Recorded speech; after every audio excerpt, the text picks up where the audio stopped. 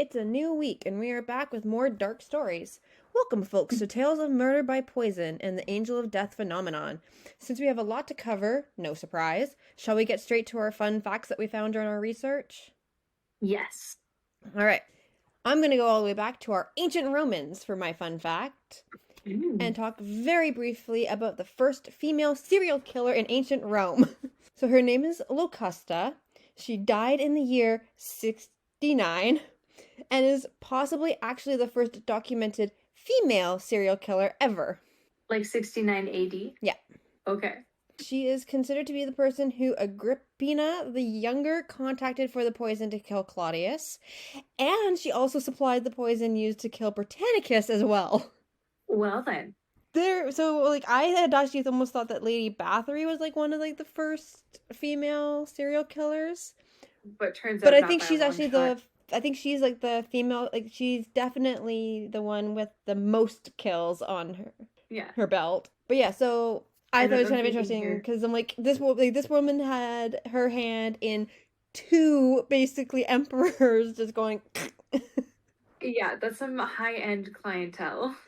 She is really interesting to talk about, but I'm going to focus my part of today's history lesson on one specific area of the world that isn't Rome. Wow. Well, my fun fact, I'm going to be talking about the Angel of Death phenomenon. And so the fun fact I found is that there is a song by the band Slayer called Angel of Death that is about an angel of death, specifically about Joseph Mengele. It's German. I'm not quite sure if I pronounced that right. But he was called the Angel of Death after working for the Nazis as a doctor experimenting on Jews in Auschwitz Okay, so yeah, during the his name Holocaust. is then pronounced Mengele. Mengele? Yeah, Okay. yeah. So Joseph Mengele, he would fall into the same category as the rest of the Angels of Death that I'll be talking about today, but the only difference for him is that he was given official permission to kill innocent people. But he definitely qualifies. Oh yeah, definitely. Because he did a lot of Horrific yeah, experiments. they have, like, and it's very especially on like twins and stuff where like there's twins who basically survived because they were part of his experiment, so they were kind of kept up better than everyone else, which is kind of sad. Like that's how you literally survived the Holocaust was by being an experiment. That's excruciating. Yeah, so that's my fun fact is that there's a song that exists that's written about one of the angels of death. So I mean, fun it's not fact, the surprising. Holocaust. Sadly, it's not surprising that. Not really. Yeah. All right. Shall we hop into our full topics? Yeah, lady poisoners. All right. Yes, so I'm going to talk about lady poisoners. First, I'm going to give you a small history about poison in itself, especially one of like the top used poisons. So yeah, poison has been considered the feminine murder weapon for most of history, and honestly, it really is. Makes sense. Especially our friendly household substance of arsenic. Uh, was that like okay? Because I hear about like arsenic being used as poison in the olden days all the time. Was that really that easy to get your hands on? Like, did they not know? Yes. So in the 19th century, it was found literally everywhere. Wallpaper, toys, household cleaning products, cosmetics, medicine, and even found in various articles of clothing. Why? Why? What did what like? Why? Apparently, it was just well used in those, like, I guess, like, I think it was in paint and stuff, right? Was it like a dye? Like I remember there's one kind of poison that made a very vibrant color green No, that killed like a whole bunch of people. no. Arsenic is definitely not one of those. But yeah, Like nobody batted why? an eye if you asked to purchase arsenic from your local drugstore or general store, as it was so common and cheap that even children could get their hands on it. I'm what? Yeah, like No. the fact, like the fact that children could purchase it made me definitely very uncomfortable, as Yeah. arsenic is easily misidentified as sugar and used to be generally kept in unlabeled containers. There were a lot of No. accidental arsenic poisoning on top of the more diabolical poisonings that we're going to be talking about. Ah. Oh my god. Like it's wait. Okay. It should. Oh man. So, arsenic is one of those poisons that was extremely easy to use due to being colorless and odorless, on Oh top my of god. being super easy to acquire. As it became evident that it was being used for more foul activities, government started to enact a legislation that would hopefully limit the use of arsenic as a poison. One Mm-hmm. such act in the UK was the Arsenic Act of 1851, which legislated that anyone selling arsenic needed to keep records of who bought it, how much was purchased, and the stated purpose. If it was to be used for medicine or agricultural purposes, then the powder needed to be colored with either soot or indigo so that you Okay. could identify it, that it wouldn't be considered like So sugar, right? yeah, so it wouldn't get mixed up. That makes sense.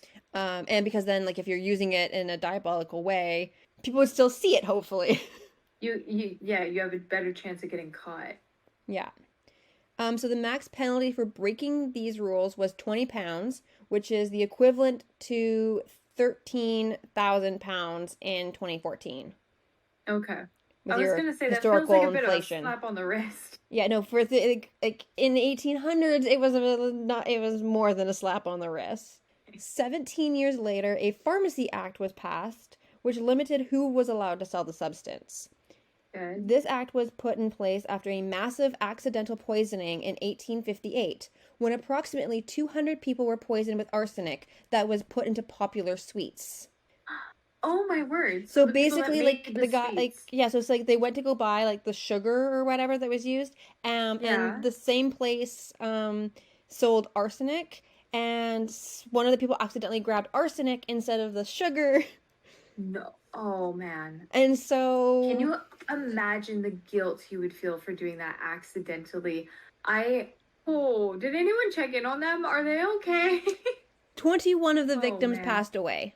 It wasn't then until 1933 that these two acts were repealed and then combined into a Pharmacy and Poisons Act, which regulated even more types of poisons than just arsenic. Good. But this episode, I'm Yikes. going to focus on some of the famous women who used various poisons to their advantage as they eliminated anyone in their way of their dreams. So I chose two French women who both have really interesting stories behind their poisoning escapades and are connected by the many, many other women who followed in their footsteps, both during the 1600s and after. Okay. All right, so poisoner number one is the French aristocrat Marie Madeleine d'Aubray, better known as the Marquise de Brinvilliers or Madame de Brinvilliers. The Madame had an interesting childhood according to her confessions at trial. So she was the eldest of five children in a wealthy upper class family born in 1630 and is said to have been loved by her father very much. She claims to have been sexually abused at the age of 7, but never said who the abuser was. She also claimed to have sexual relations with her younger brother Antoine. Okay, so due to being a woman, she was not eligible to her father's estate, but she had a Mm-hmm. sizable dowry of 200,000 livres for when she married the future Marquis de Brinvilliers at the age of 21. At the time of her Damn. death, she had a total of 7 children. However, some of the children are considered to be illegitimate due to affairs that she had with various men. Ooh. Yeah. We usually hear that happening on the other side. That's No, the Madame had, like, she was something else. So yeah, the married especially spicy. couple became friends with an officer named Gaudin de Saint Croix, who would become one of her longest lasting affairs and a very big part of this story. Wow. Okay. So Madame's father was super pissed that she was having an affair with Gaudin, as it would damage his Mm. reputation among the French aristocratic society forever. He also caught wind that his daughter was separating her wealth from that of her husband's, as he was gambling their money away. Okay, honestly, like fair then, as far as that part goes. Yes, but separating money at this time in French society was as good as calling a divorce. So it was a Well, I mean, huge no-no to like the high society to be separating your money. No matter what your husband was doing with it, you don't it's separate not your money. gotcha. That Because time that's when basically like in their eyes legally a divorce. right, and divorce would have been like the ultimate no-no. You just Yeah. like don't do that no matter what. Yeah. Even though clearly like their relationship is dead. She's cheating on him and he's gambling away all of their life savings. Nowadays, that would be grounds for a divorce. Yeah. So her father's solution? have the man arrested right in front of his daughter and put into the Bastille for several months in 1663 by a letter signed by the king himself. The man that she's in love with. Yes. You know, some people just talk it out. Like that's an option. It's an option, but not for the Madame's papa. Clearly. So because he was like friends with the king, so he literally just went to the king and said, have this letter that will literally get this man arrested for no reason. Wow. To keep him away from my daughter. What the heck? So Saint Croix is said to have been imprisoned at the same time as an Italian who was a known expert in poisoning.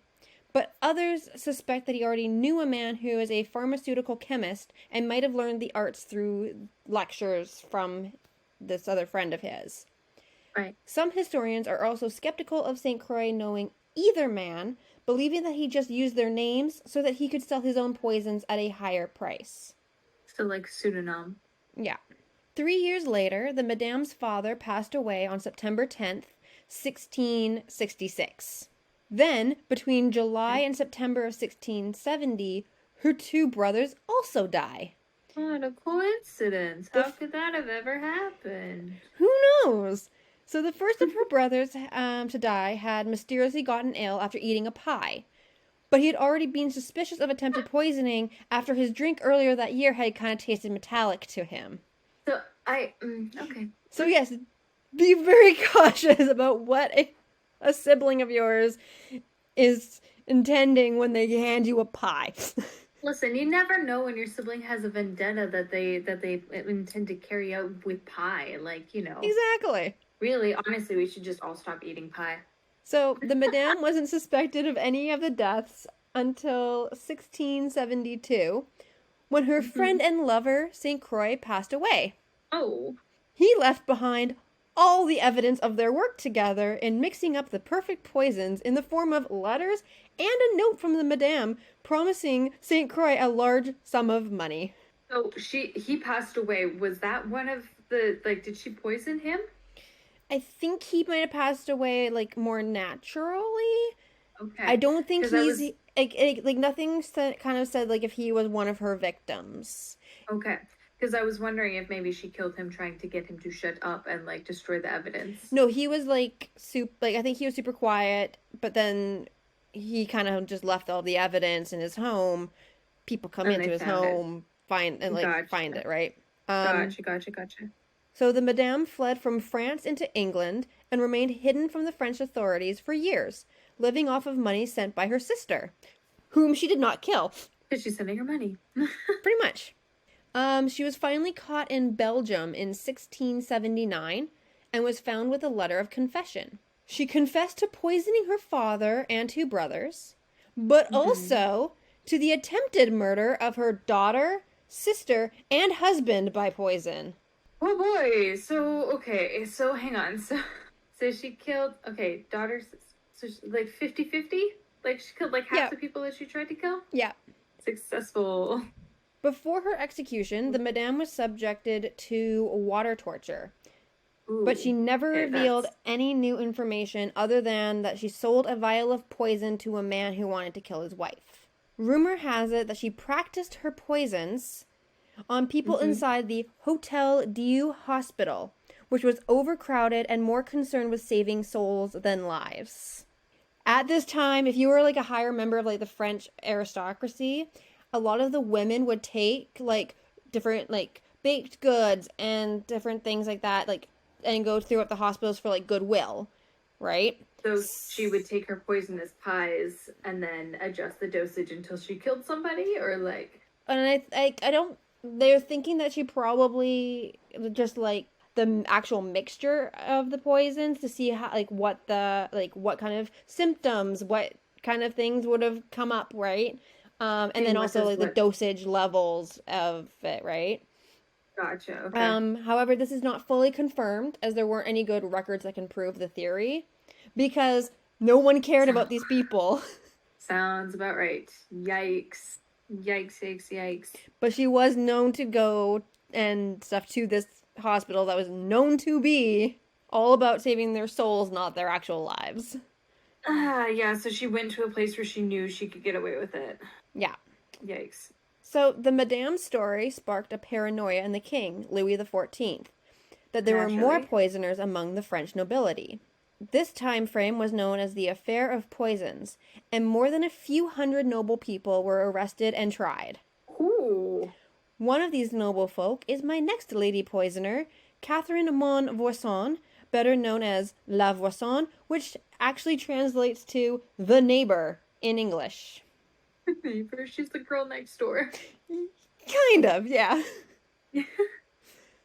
So, La Voisin was a fortune teller and purported witch of black magic.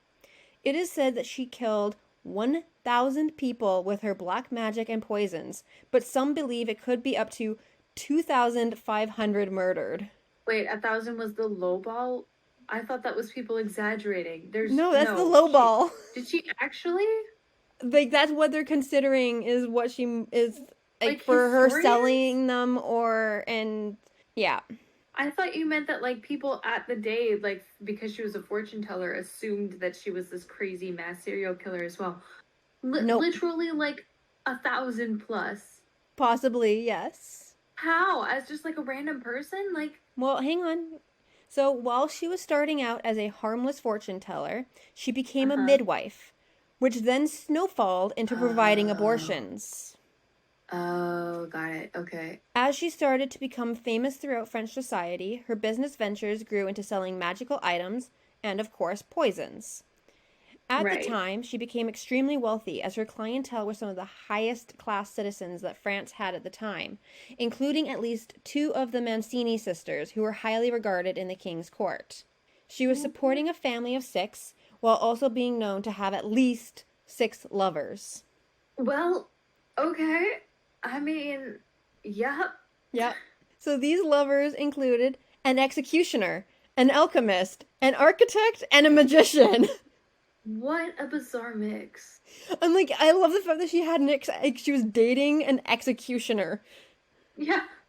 while also Like- selling poisons, Yeah, which while is also killing, technically like, a thousands of crime at people. this point. That's an interesting mix. So the magician is actually said to have pushed her to kill her own husband, which he was almost successful at doing until she changed her mind and aborted the plan. Okay. So, like, Yeah. okay. So La Voisin was known to be super into alchemy, where she would fund projects which were actually ultimately, unfortunately, run by con artists.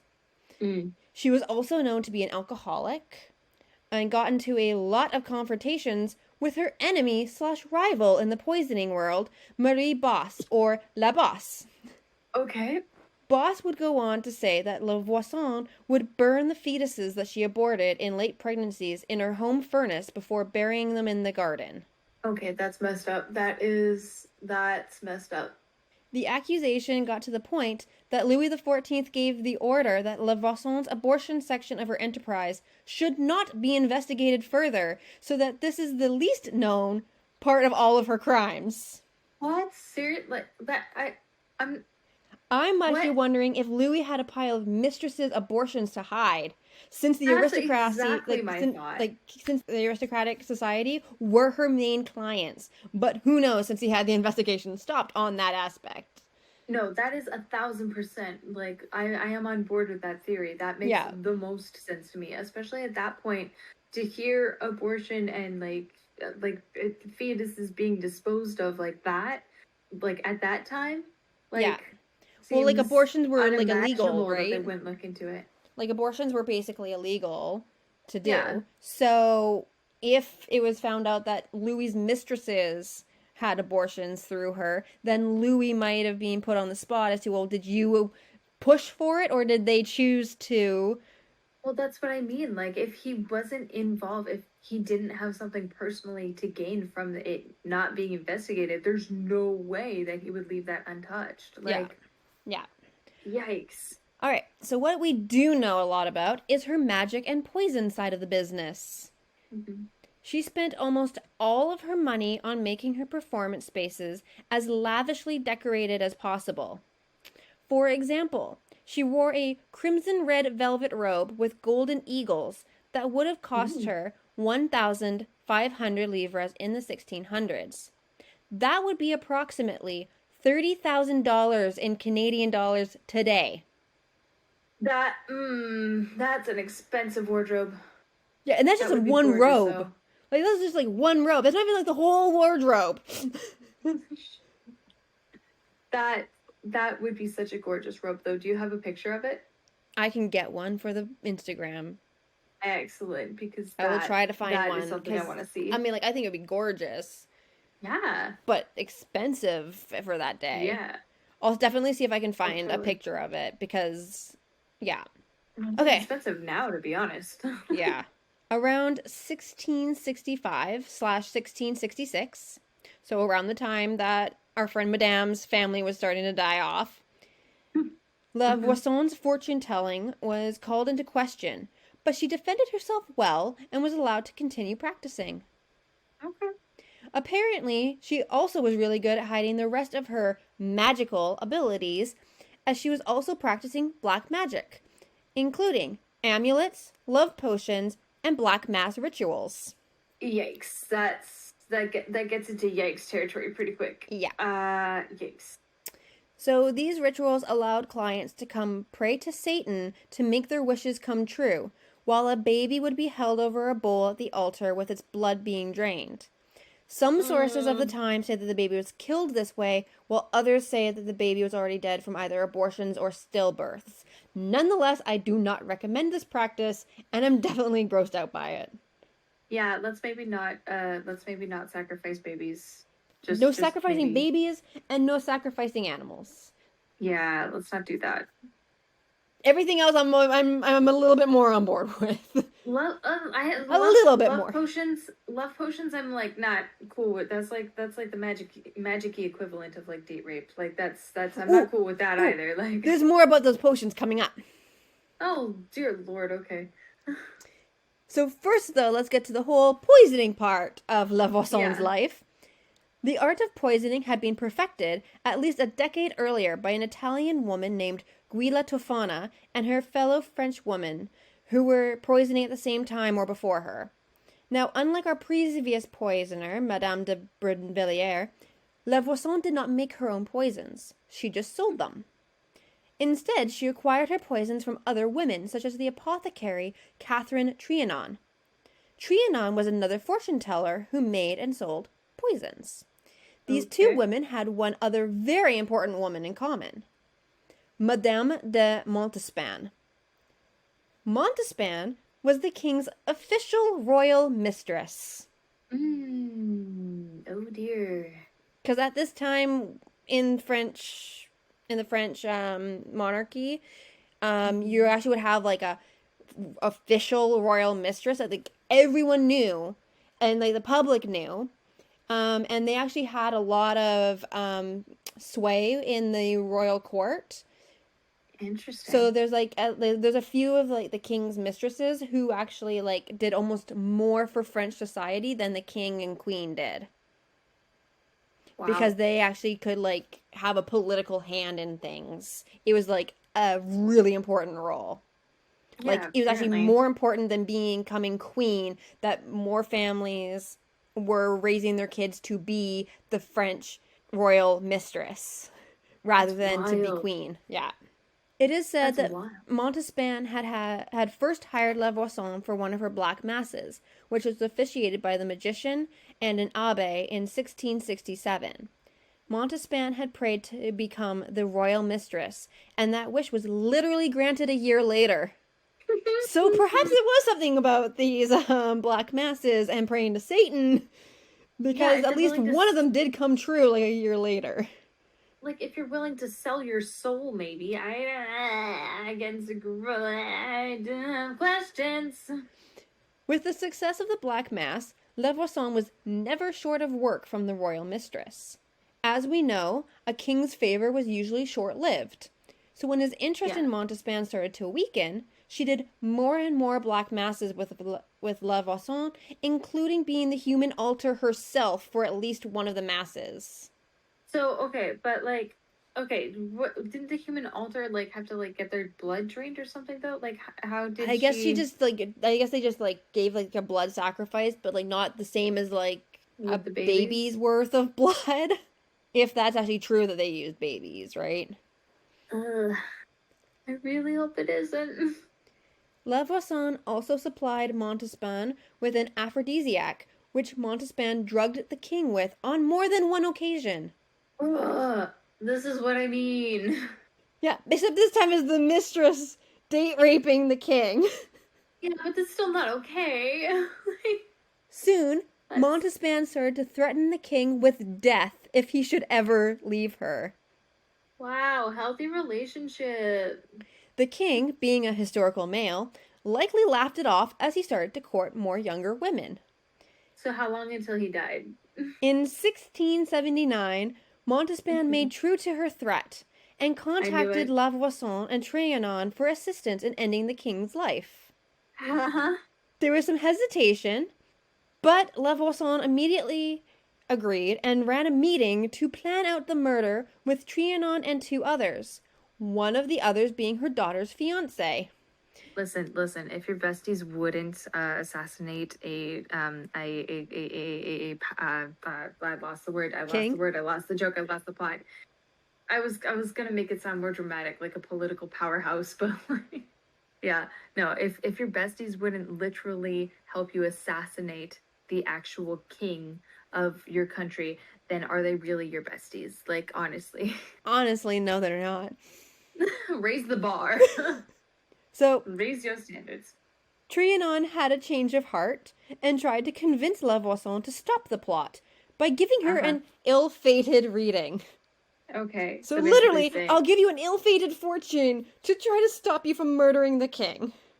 so I'll fake your future teller reading and just tell you that it goes really really badly rather than just like again, okay, you can talk to people. Like you can just talk to people about stuff. Like Yeah. you can just have a conversation. No, apparently not. You either need to poison them when they're in their pies, Yeah, or they're give them an yeah. ill fated fortune telling reading. Yeah, lie to them while telling them you're predicting the future. Shockingly, this didn't work. So, Lavoisin continued with her foolproof plan. Which Hand was the poisoning his king, pie. literally, her foolproof plan is to hand the king a petition where the paper was poisoned. Is that strong enough to kill a person? Like how I mean, soaked in poison would it have to be? it's totally foolproof. Nothing could go wrong. Except don't they have to hold the paper in order to hand it to the king? How is she just wearing gloves? Is that normal? Like I don't know. But of course, things question. went wrong. Obviously. On March 5th, 1679, Lavoisin herself went to the king and tried to give him the petition. Uh-huh. However, the rest of Uh-huh. France seemed to have had the same idea, only with regular paper and not poisoned ones.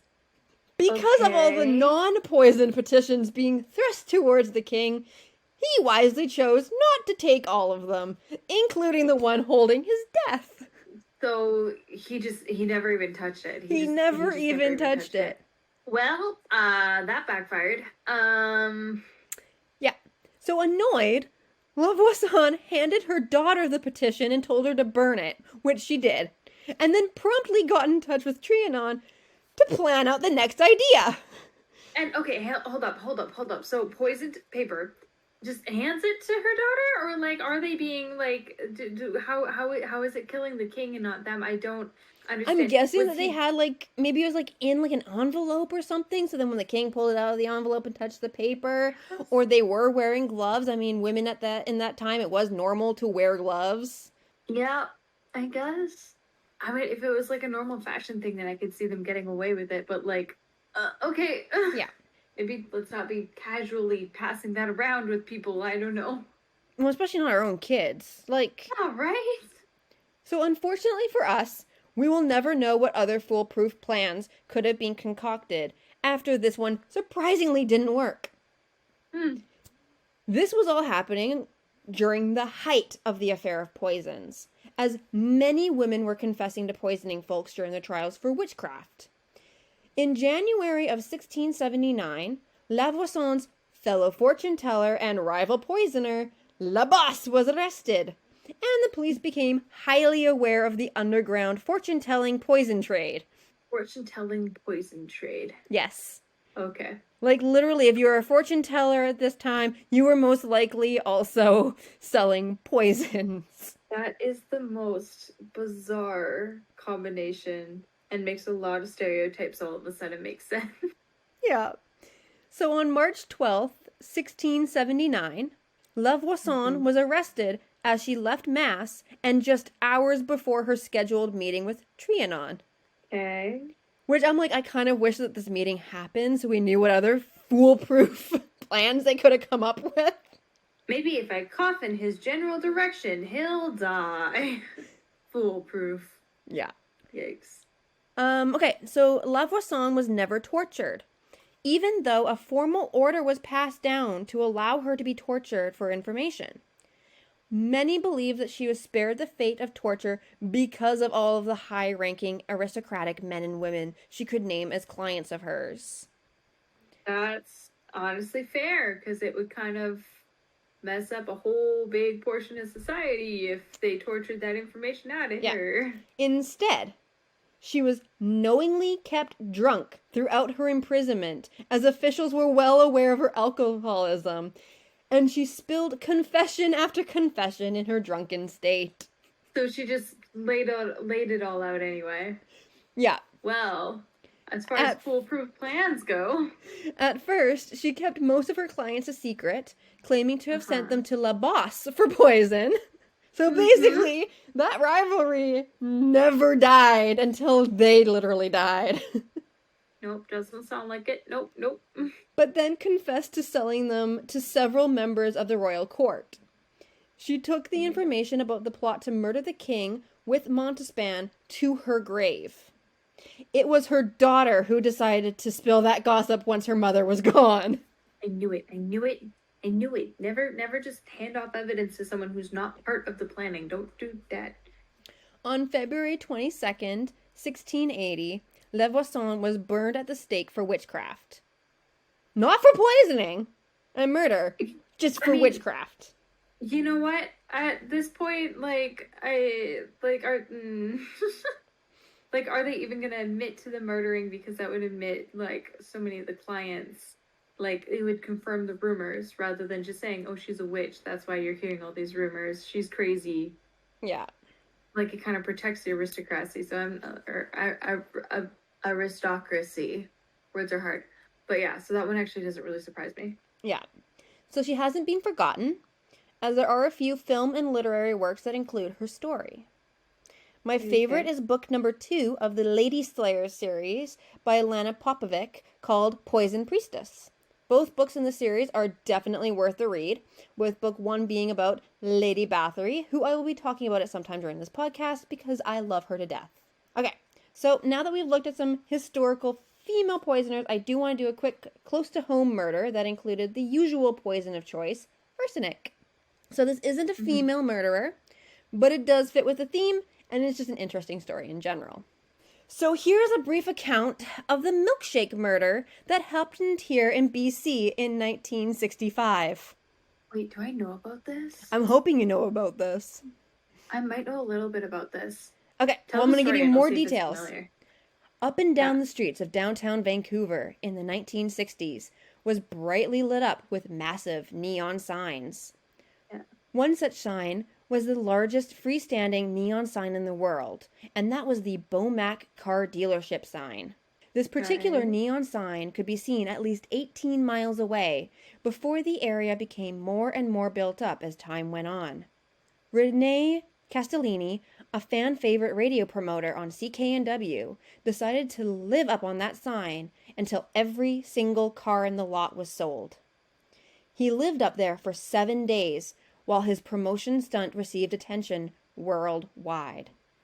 Elsewhere in Vancouver, his wife was slowly dying of arsenic poisoning.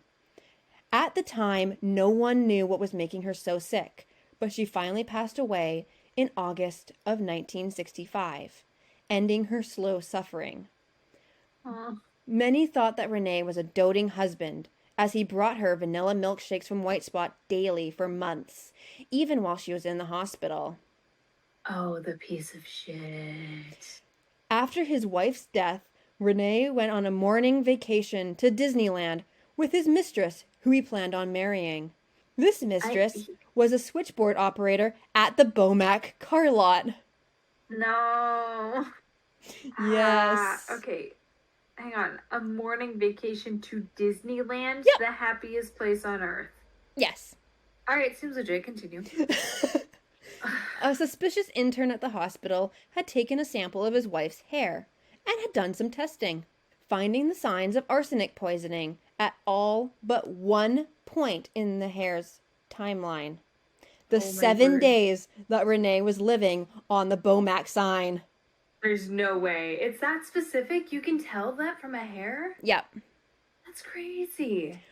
While Renee was still at the happiest place on earth, police exhumed his wife's body to confirm that arsenic was the cause of death and searched the home, finding the weed killer that was hidden in her milkshakes. Renee was arrested and sentenced to life in prison the moment he returned home. Good. Like, oh, like, no, like, you're not. How are you gonna use? Okay, and also White Spot like milkshakes. That's what you said it was from, right? Yes. White Spot. Yeah. Yes. Okay. I don't know if any of our listeners have ever had White Spot milkshakes. They're freaking delicious. They're the freaking best. They are amazing. So to turn like something so freaking delightful into your murder weapon is reprehensible. It's like, no, jail. Rest of his life, jail. I hope he stayed there till he died. Like, that's like, no, we don't, no, no, sir, no. Sadly, the White Spot that Renee bought all the vanilla milkshakes at has been recently torn down, and apartments are now on that lot. Sounds The like Bomac Vancouver. sign, however, is still there in a weird way. Woo. It was deemed to be a landmark worthy of preservation in 1997, so the fixtures were used to display the Toys R Us sign for the new use of that land. You gotta be kidding me. The Bomac sign can be seen peeking out underneath of the Toys R Us logo. It is a major topic of controversy in Vancouver for multiple reasons, including that Toys R Us isn't honoring its heritage, a fear of it not being earthquake-proof, it was deemed safe by safety officials, and that it would cause noise/light pollution. The hours of the sign lighting has now become restricted between 10 p.m. and 4 a.m. to quell this. If Toys R Us closes on that site, then the sign could be demolished if a new agreement for its heritage status isn't signed. Okay. Like, that's just Vancouver. Like, For more information about this murder, I do recommend visiting the Vancouver Police Museum if you're in the area to see artifacts relating to the case, including one of the takeout cups that was used. Oh my god, they kept it. Well, like you say, they have like an actual like whole display with like one of the takeout cups from White Spot, a White Spot menu, and all sorts of different things. In that, it's a really cool display. If you don't live in the area, though, you can pick up Murder by Milkshake, an astonishing true story of adultery, arsenic, and a charismatic killer by Eve Lazarus. I'm never gonna be able to drink a vanilla White Spot milkshake the same ever again. Not that I go there like regularly or anything, but like it's like a family restaurant. Like, it's a place that you go when like your oldest sibling is graduated or something. Like, it's a family outing, right? Like, I can't have them anyways because I'm lactose intolerant. Fair enough. But I would still drink them and be okay with it as long as it wasn't that somebody else had bought me that milkshake. Then I'd be questioning. Whoa. Then I'd be like, okay, I'm questioning your motive. Why did you buy me this milkshake? I know about this murder.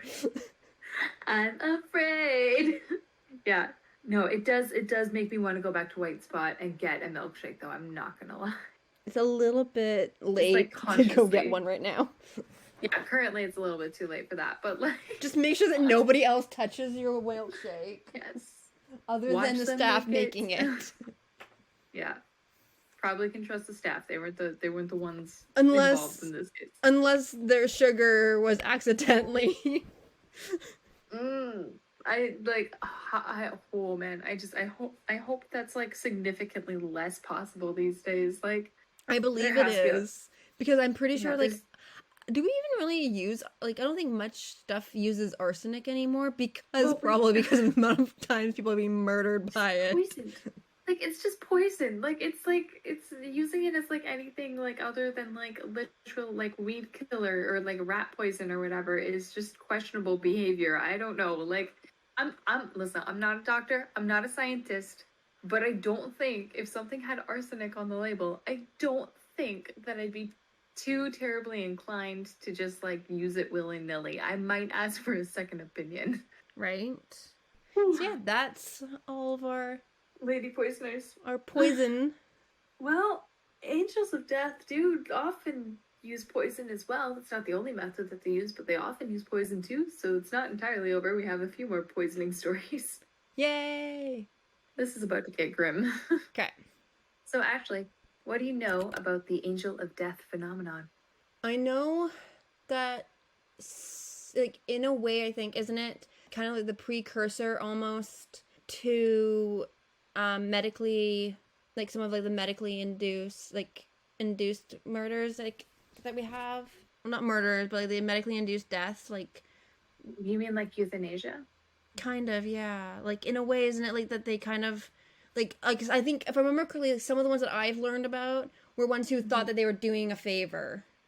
Yes. So what you're talking about is an angel of mercy, and we'll talk about that. But this is essentially euthanasia, but without the person's consent.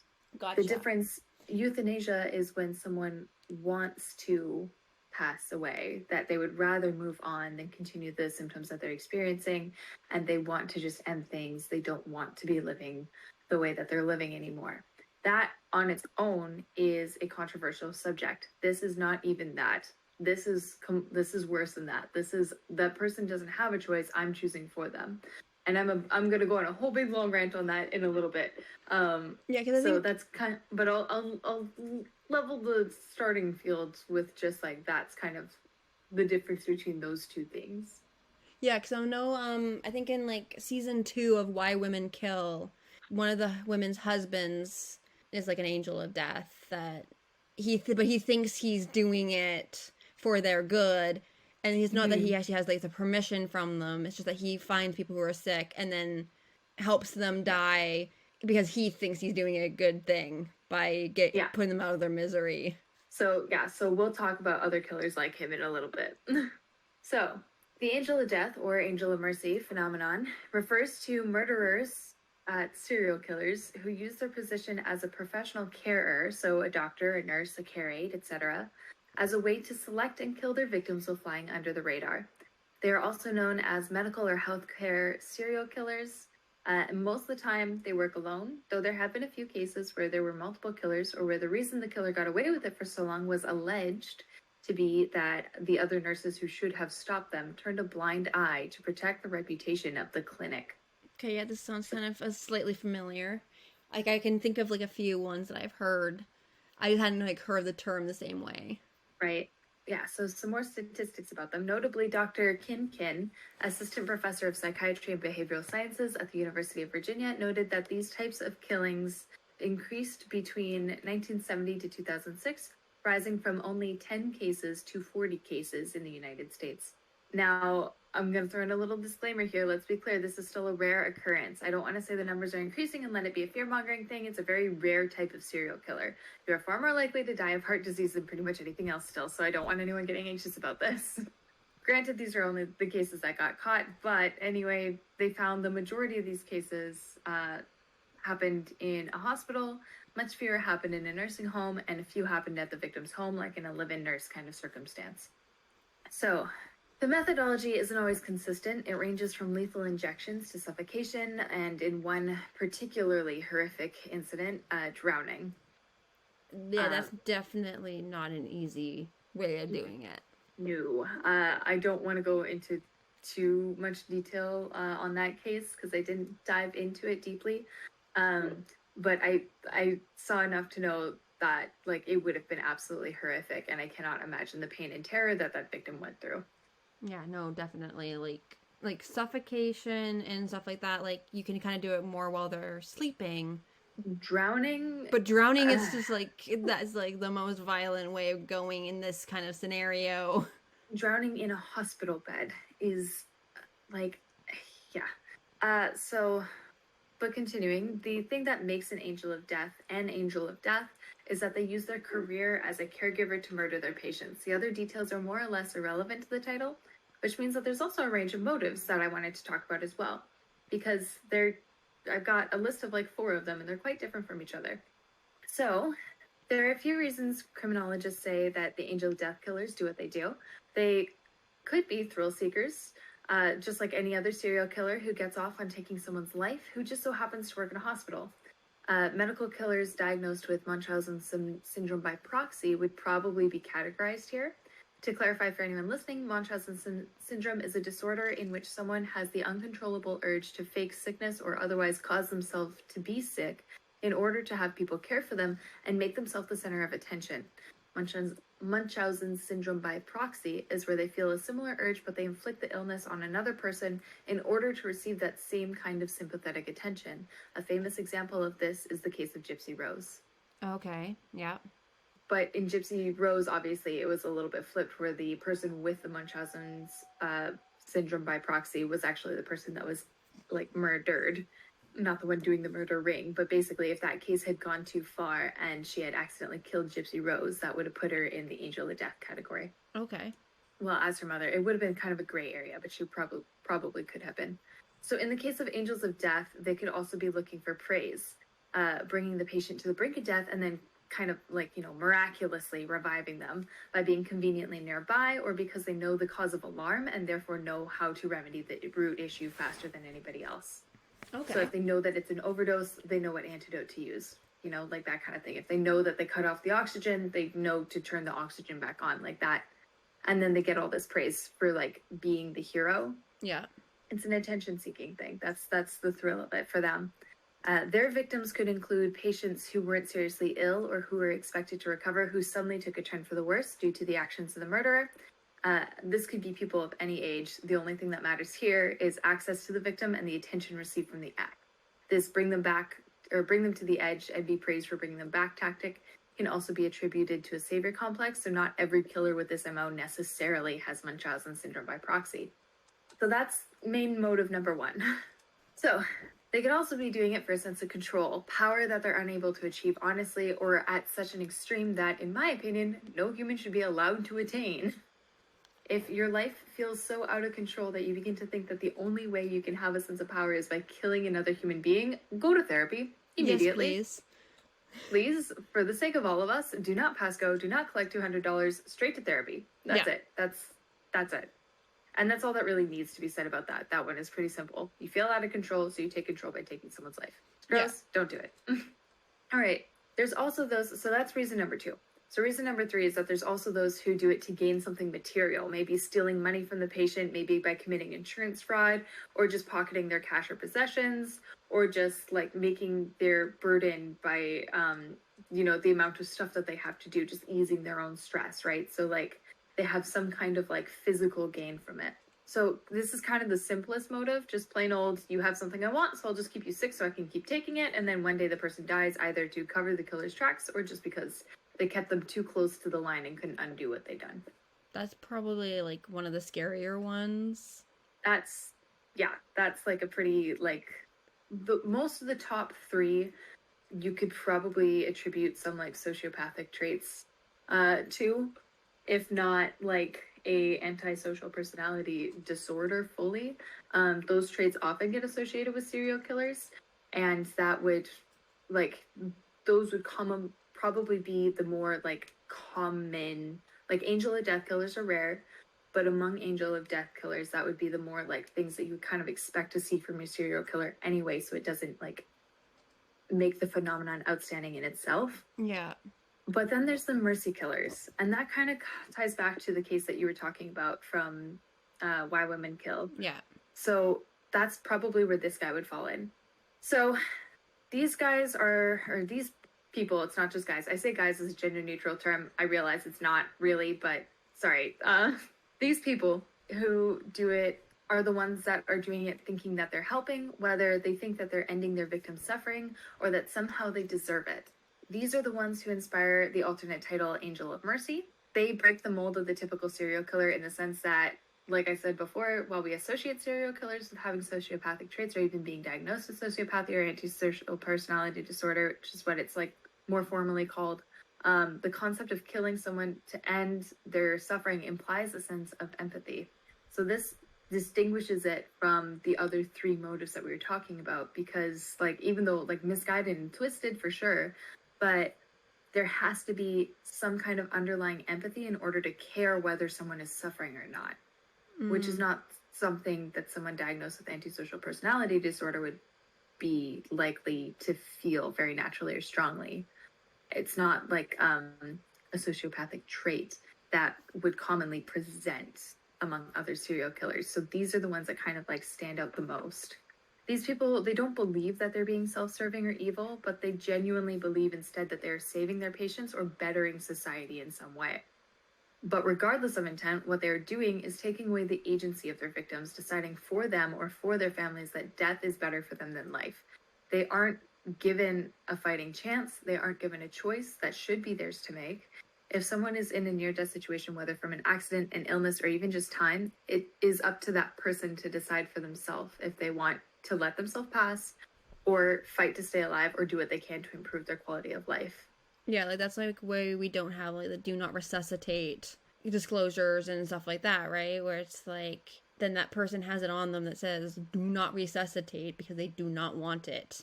Or like if they don't have that, you friggin' resuscitate.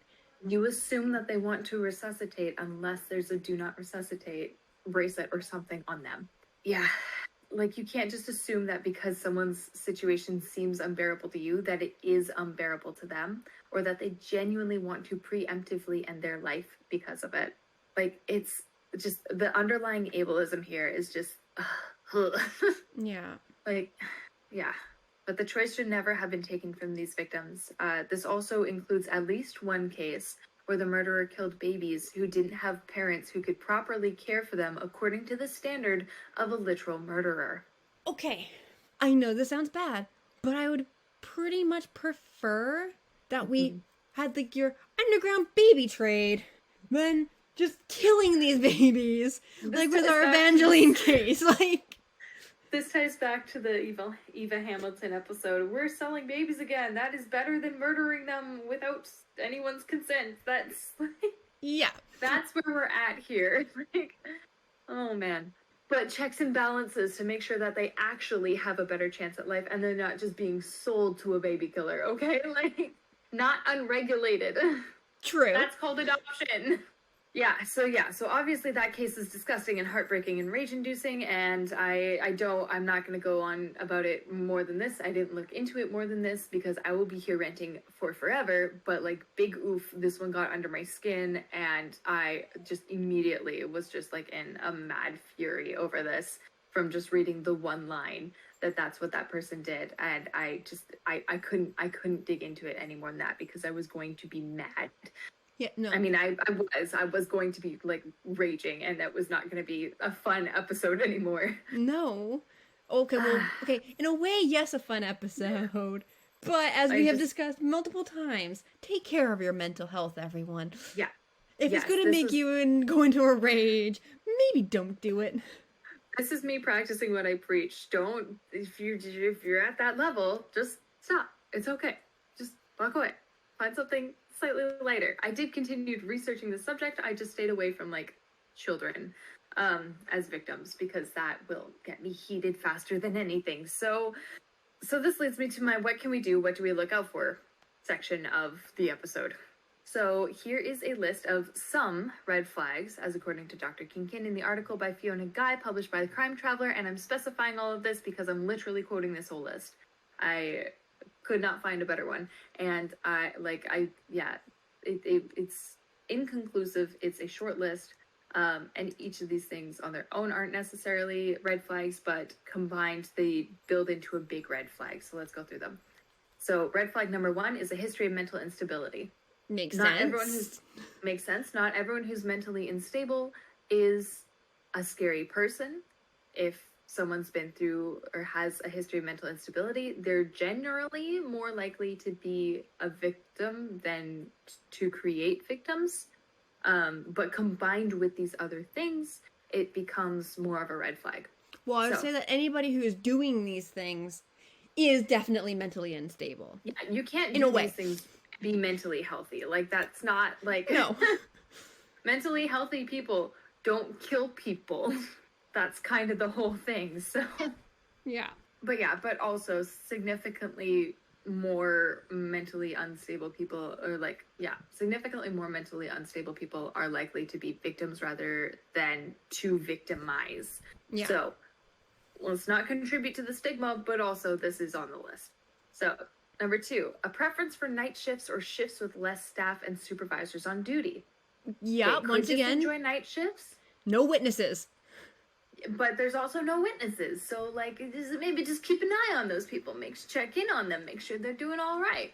Number 3 is a history of difficult personal relationships, which again makes sense. You're not going to be a murderer at work and then be perfectly normal elsewhere. That's not really how that works. There are some. I mean, There are some who get away with it for like a long time, but eventually, like, their strain is going to come out, you know? Like, it's not, like, if you can't handle human relationships, like, if you don't value human life, you're probably going to have some issues in your relationships, generally speaking. yeah, I mean, you definitely think, but like there are some serial killers where everybody's like, it couldn't be them. They are so normal, but then they have this little alter ego that they're super good at hiding until they're caught. For sure. Just like I said, on its own, not necessarily really anything, but stacked with all these other things, it adds up. Number 4, a tendency to, quote, predict when a patient will die. Because they know it's because they poisoned them. So if they predict that, oh, patient 132 on floor B or whatever is like looking pretty rough, like they might pass away soon, and then they do, and that keeps happening over and over again. Because remember, some of these people are attention seekers and they're looking to be involved and they're trying to be noticed for being involved. They're not going to keep their mouths shut. Yeah, no, they're definitely going to be the blabbermouths. Where it's like, oh yeah, this person's going to die tomorrow at 4:00. I bet you $5 on it. Tomorrow at 4 o'clock, pulls the plug. Heartless. So number 5, people who felt patients were a burden to them and an annoyance. So if you have a nurse, or it was a large number of the killers were nurses. I think I mentioned that at some point later, or maybe I already did. I don't remember. A large number of the killers were nurses regardless. So if you hear a nurse complaining constantly about how patients are such a burden to them and they're so annoying and they don't want to have to deal with them anymore and they continue to work the job and also they have all these other traits, maybe check in on them. Maybe just on them just in case. Just like keep a little extra eye on them. I got it. Like the healthcare industry is difficult. Nursing is hard. There's a lot of patients and people are obnoxious to work with. I understand. But also, you have people's lives in your hands, and like maybe we just check in on people who don't like them. So Yeah, definitely. And especially if yeah. there's like a history of them complaining about somebody and then that somebody almost always ends up dead. like constantly, yeah. Like maybe just keep an extra eye just in case.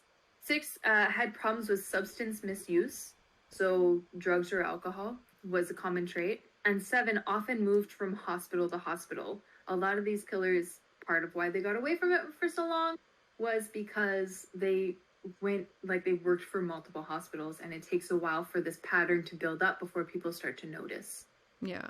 So I should clarify, not that they're working in multiple hospitals at the same time, but that they'll be working for one for a few years and then they'll quit or they'll get fired and then they'll move to another one and they'll work for another one for a few years and they'll quit or they'll get fired or they're like move cities or whatever. Okay, gotcha. And then like one at a time, but like over a long period of time. All right. Another point to take note of is that in many cases there's a spike in patient deaths when a specific person is on shift. And while this often turns out to be because the person is killing them, that's not always the case, as sometimes the murderer will poison a victim or tamper or whatever and leave them to die, so the murderer won't always be present. However, if there is a trend of death spiking during a certain person's shift, it's worth looking into. It could turn out the employee is just innocent, though unlucky, or it could turn out that there is a connection. It's always better to investigate and know rather than ignore it and let it slide. So investigate the person and the person before them. Yeah. Yeah. Investigate the people who are on that shift or around that shift. Yeah. If there's like a trend of at a certain time, people keep spiking. All right. So that is the end of our info dump here, and it's name dropping time. So we're going to briefly go into some stories about some infamous angels of death. Before going into this, I just want to clarify, I'm not going to go into detail on how the victims were killed because, again, this was making me mad. But do be warned that there are a lot of them. Due to the constant access to potential victims and the ability to pass it off as something more common, angel of death killers tend to have particularly high kill rates. None of these have into the thousands. You've got me beat there. But so our first angel of death. Oh, and the three that I grabbed were the three names that kept popping up the most often. I just want to clarify one more thing. I don't know how much of a majority, but a majority of angel of death killers are nurses and like a good chunk of them are also female. It was, I think, like even if slightly, it was more common to see female angels of death than it was to see males. But there are like three specifically that I kept seeing over and over again. So those are the three that I chose to talk about. Okay. So our first one is Jane Toppin, also known as Jolly Jane. And she was known as one of the hospital's best nurses until it was discovered that she killed at least 31 people. The name sounds familiar. So I'm taking you back to mid to late 1800s. Okay. Trying to see if this is sparking anything yet. So after a rough childhood and the loss of all of her family through death, insanity, and separation, not to mention her name being changed from her Irish name, Honora Kelly, to Jane Toppin in order to separate her from her Irish heritage and working as a servant for most of her life, in 1887, at 33, she started training at Cambridge Hospital. So she made a reputation for herself as the friendly, outgoing, jolly Jane who loved to gossip and was a little too openly happy about students that she didn't like being dismissed. She also had a habit of making outlandish lies that trace back to her childhood. So hospital administrators were concerned by her fascination about autopsies, but she also poisoned her elderly patients with powerful drugs, and she managed to hide that from them somehow. So, fascination with autopsies, we're concerned. The fact that her elderly patients keep dying somehow gets slid under the rug. Don't understand it, but I would flip it, but that's also because I am the one in a forensic anthropology class that was like the most, like, it was me and another person who were enraptured in the autopsy video, and everybody else was like almost at the verge of having to leave the room feeling sick. Right? Like, I honestly, I kind of thought of you when I read that line too, though. I'm not gonna lie. But like being interested in autopsies alone isn't necessarily a red flag, but from the sounds of things combined, because the other students started kind of disliking her because of the lying, because of the like openly being happy about other students being dismissed just because she didn't like them. Like, there was a couple of things, but then also like she was a little too into the autopsies. Yeah, no, it's like in that situation for sure, like that's a red flag. Yeah, again, it's like it goes back to the whole like these things on their own aren't necessarily a red flag, but in combination with everything else, maybe a little questionable. So she later admitted to getting a sexual thrill from her victims, which is rare for female serial killers to have a sexual motive, because she would go so far as to crawl into bed with them and hold them while they died. Holding someone while they die on its own could be a really sweet moment, but instead she decided to ruin it because there's no way that these people would have wanted that for themselves, to like have their murderer hold them while they died. Like, ugh. I know I wouldn't. I would be fuming. I would haunt them for the rest of forever. Like, absolutely not. No, thank you. So, yeah. So she, and I mean, she's a chronic liar as well, right? So like everything that she says, I kind of take with a grain of salt. Like, she could just be saying like the shocking thing here, But there was also a story of someone who woke up after a surgery where Jane gave them a bitter medication, put them to sleep, and then she woke up to Jane crawling into bed with her, and then she was startled and left the room. Ooh. Yes. So, like, that's kind of confirmed. And it's gross. So outside of the hospital, she also killed her landlord and his wife, allegedly because they were old. She killed a close friend in order to take her job at a diner, which she lost by being bad at it. She killed her foster sister after she confided in her about her depression and then tried to marry her husband, who said no and kicked her out. Killed another landlord's wife when she came to collect her rent, and then moved in with that landlord as a nurse, only to kill him and his 2 daughters. That's all outside of the hospital setting. Okay. Yeah. So she was a little bit of a perfectionist and... She didn't want anyone taking anything from her, and she wanted what everybody else had, and she was willing to kill them in order to get away with it. And her main method was also like poisoning. Like, she was poisoning people. She would give them tea and then they would die, and they would go from being perfectly healthy to dead. And no one noticed anything until the landlord and his daughters died. And then someone was finally like, hey, how did an entire family of healthy people all suddenly just pass away? This doesn't make sense. And then they finally exhumed the body of one of the 2 daughters and and realized that it was poison and started investigating. It took that. So don't have pies and don't drink tea with them. Pretty much, yeah. Okay. That is the takeaway for this episode. The moral: stop eating pie, stop drinking tea. And milkshakes. I don't think we can do that. And milkshakes. Oh my god. Yeah, and milkshakes. Yeah, so that was finally the start of her downfall, as she couldn't cover it up as easily as she could in the hospital, since it was an entire healthy family dying at the same time. How is that not suspicious? So, she later claimed that she started killing at age 16 after a boy dumped her, and that she wouldn't have killed all those people if she had been too busy being a wife and a mother. Yes, because that's so gonna stop you. Yeah, right? If she had any kids ever, they were going to be abused. Like, she is not a stable person. She does not value human life. No. And also, keep in mind, she was a chronic liar, so we don't really know if she was killing that young already, but we know she at least started in 1887 and wasn't caught until 1901. Well, she was good at hiding it, I guess. Somehow, because she killed an entire healthy family and thought that would work, so... I don't know, dude. I don't know. That's the thing with every serial killer, though. Every serial killer is a friggin' perfect serial killer until they get caught. Because then they made that one mistake. Well, either that or they're an idiot that got lucky the entire time. Like, I'm not convinced of either way. Yeah. Alright, so in 1902, after an 8-hour trial and 27 minutes of jury deliberation, they found her not guilty by reason of insanity, and she spent the rest of her life in an asylum. Okay. I can be satisfied with that. She's away from people and she has no power to murder people. I can be satisfied with that. Yeah, no, like, definitely. See, I wish that we had a guilty by insanity.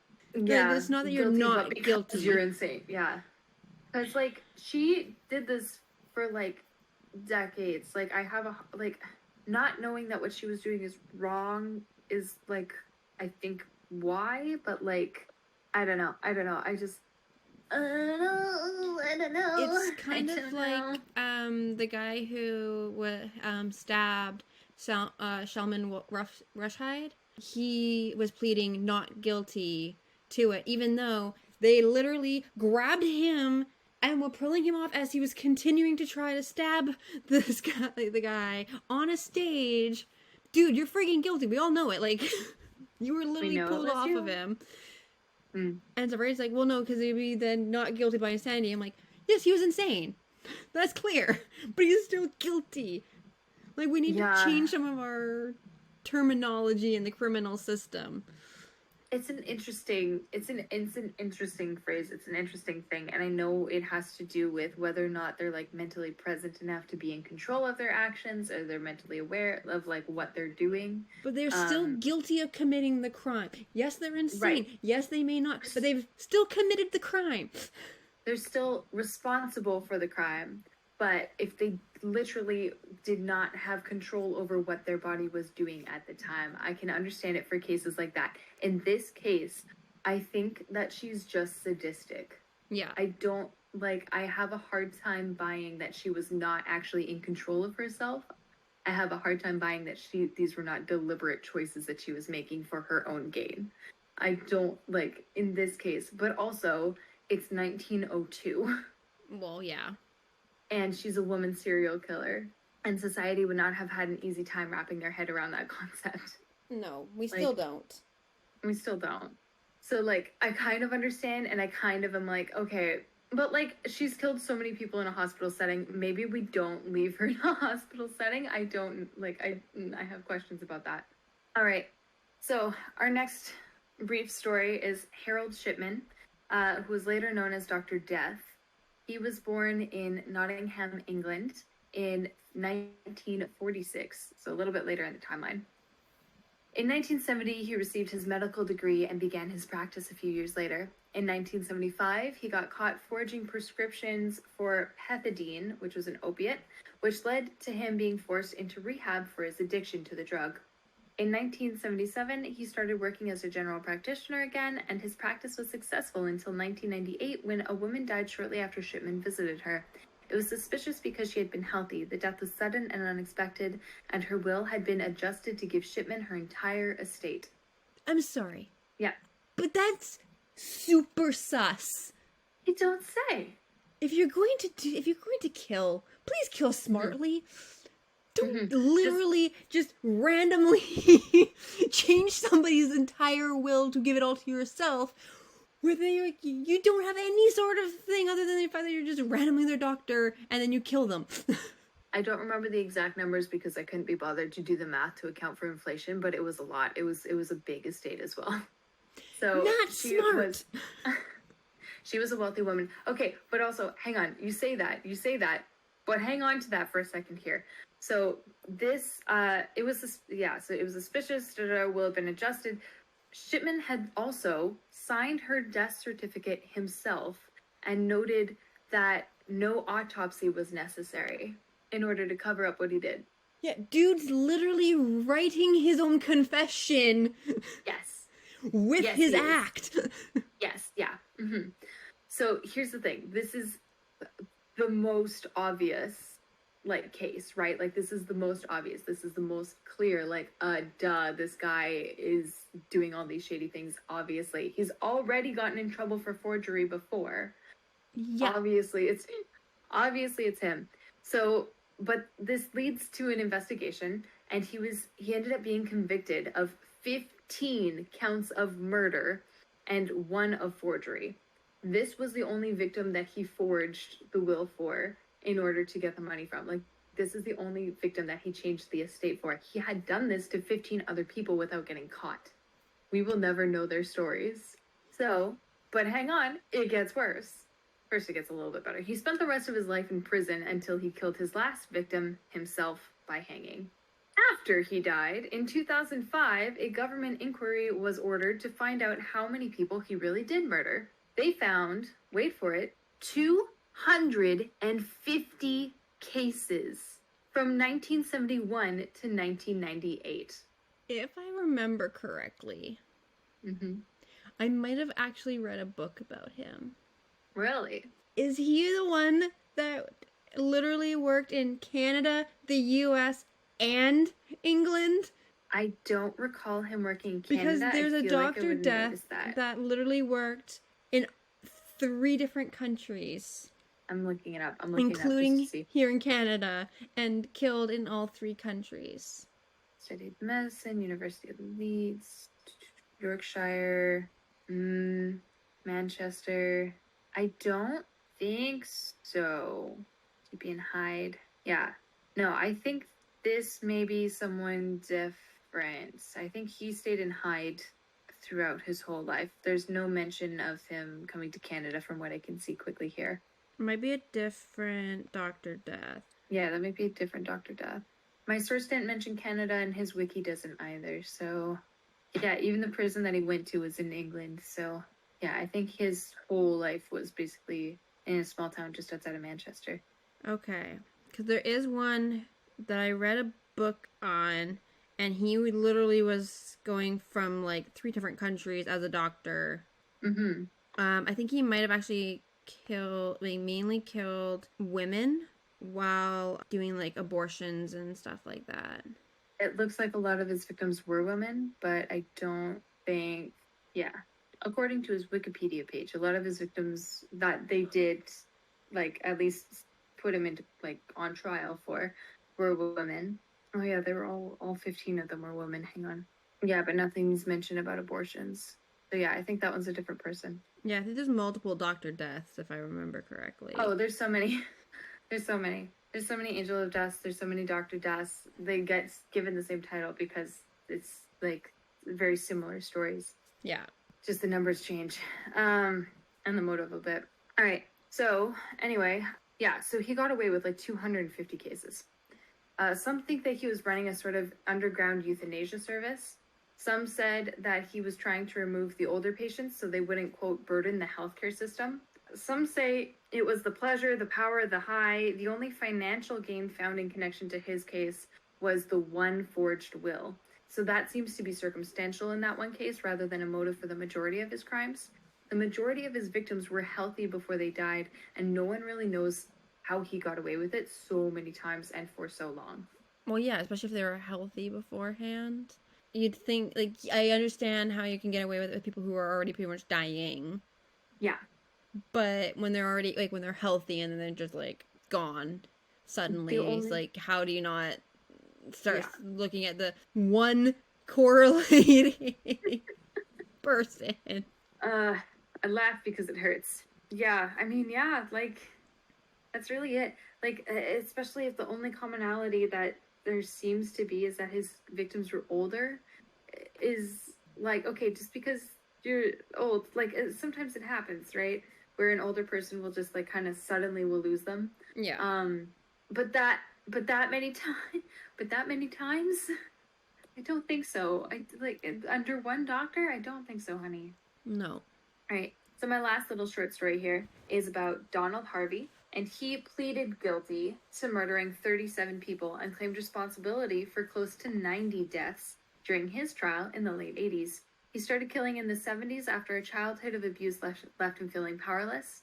He claimed some of his murders were mercy killings, but the main motivation for his murder was clearly power and control.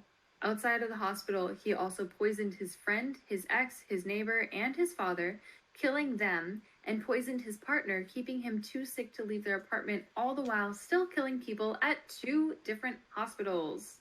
Control. Major control issues. So many control issues. So he got away with it from 1970 to 1987 when an autopsy revealed that a patient had died from poisoning rather than his motorcycle injuries. Not remotely related. No, I'm like... Yep. Once again, not the smartest. You'd think that as trained medical professionals, where you need to have a brain, that they would be smarter at this shit. In this case, if I remember right, he had poisoned him with insulin as well, in a man that did not have diabetes or any, like, need for insulin, and was in the hospital after a motorcycle accident. Oh my god. I don't know. He needs to go see the wizard. It's like the most obvious, like, it's, yeah, but I guess he thought that he'd get away with it because they would just assume that he died of his motorcycle accident and they wouldn't look into it.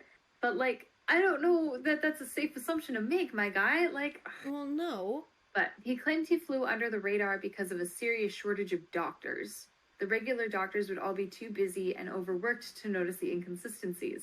He was convicted of 37 murders and spent the rest of his life in jail until he was beaten to death by other prisoners at age 64 in 2017. Yeah, and there are so many more. Because this type of serial killer is more rare, they get sensationalized a lot more. So if you're interested in the whole story for any of these or more examples, they're very easy to find.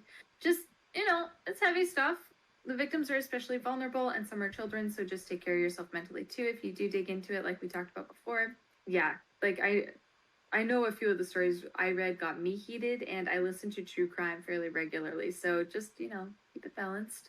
Like, and there's, like, details, like, so many of these stories, like I said, because they're so rare, like, the articles that are about them go into detail, and they will like tell you everything about these killers and about these like victims and just like the whole story, because it's such a headline. Angel of Death kills 250 people. Like, you know, like it's a very easy thing to sensationalize. Well, I think that's like the same with most serial killers because of how many people get killed and Mhm. people going like, well, are we in danger of all these things, right? Then say the media's like, oh, people are going to read this.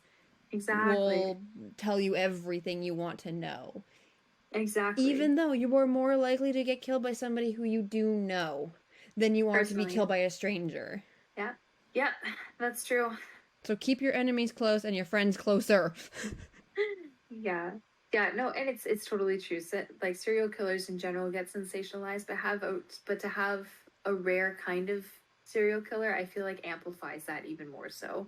So yeah, it's just yeah, lots of information out there if you're looking for it.